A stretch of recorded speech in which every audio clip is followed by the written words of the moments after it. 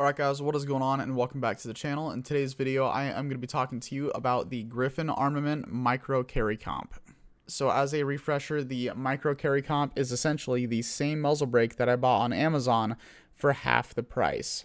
Now the question is did this compensator perform better than the Amazon one? And that's what we're going to be finding out today. Is this a good compensator in 2025? Let's find out.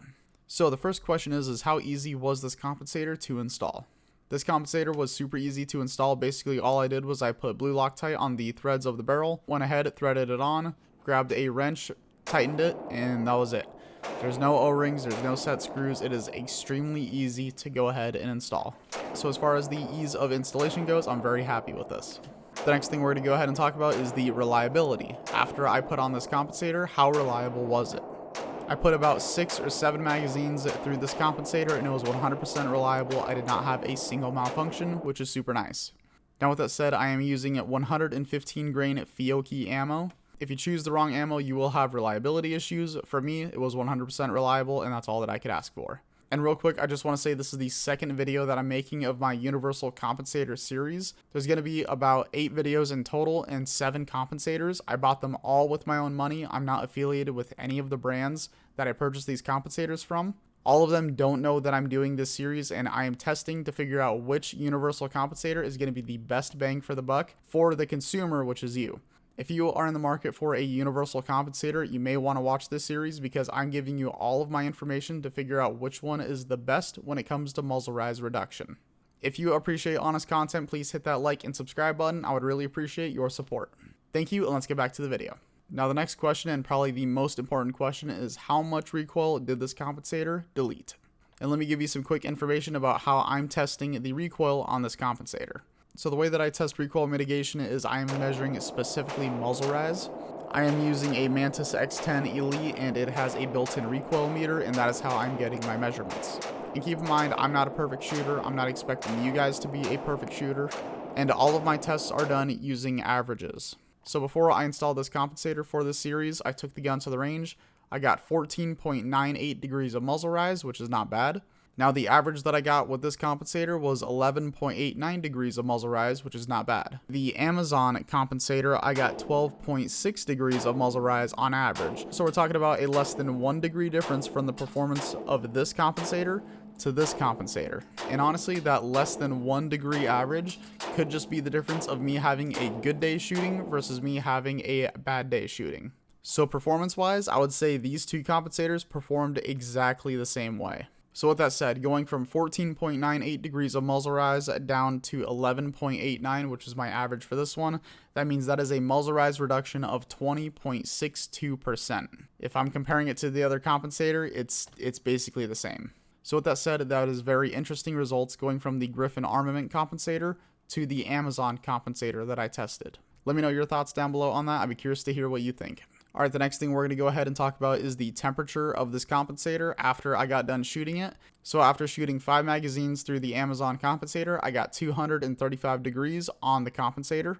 On the Griffin Armament one, after shooting 6 magazines, and on the very last one, I did an absolute burn down, which you can tell if you watch the video, I don't really mag dump that often, so definitely had trigger freeze, definitely anticipating recoil, all stuff that I need to work on, but I don't normally mag dump. But for this compensator, I was very surprised. It was 190 degrees, which is very impressive. But that is a clear difference going from the Amazon compensator to the Griffin Armament one. I did also notice when I took this compensator to the range, I didn't get the fireball effects like the Amazon compensator gave me. I don't know why that is, but I didn't have as many fireballs with this compensator as I did the Amazon one. Alright, the next thing we're going to go ahead and talk about is the specs. The diameter of this compensator is 0.7 inches. The length is 0.7 inches. This compensator weighs 2 ounces. This compensator does have a lifetime warranty, which is awesome. It is also made out of 17-4 stainless steel. And this compensator is made in America, which is awesome. Ease of installation, this compensator was very easy to install. I was very happy with it. There was no timing, no set screws. I can't complain about that. And this compensator does have a black nitride finish, which is very good. So that is all the specs on this compensator. So the next question is would I buy this compensator again, knowing what I know now? In my opinion, no. I would say for the price of this compensator, you can spend just as much money, if not a little bit more, and get significantly better performance out of other options than this one. Now, there are definitely pros to this compensator. Number one is its size. With this compensator being as small as it is, holster fitment is going to be super, super easy. Now, one of the things that I don't like about this compensator is the fact that it's made out of steel. While there are pros to steel, for an example, its durability is very good. There are also cons, meaning this can rust. Now, 17-4 stainless steel is a very good corrosion-resistant material, but it still can rust. I would rather have an aluminum compensator than I would a steel one. Not only that, but usually aluminum is also lighter, and aluminum is better at dissipating heat than steel. As far as the muzzle rise reduction goes, I'm not super happy with this compensator.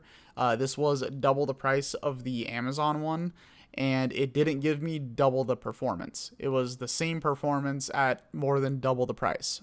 So I personally can't justify that.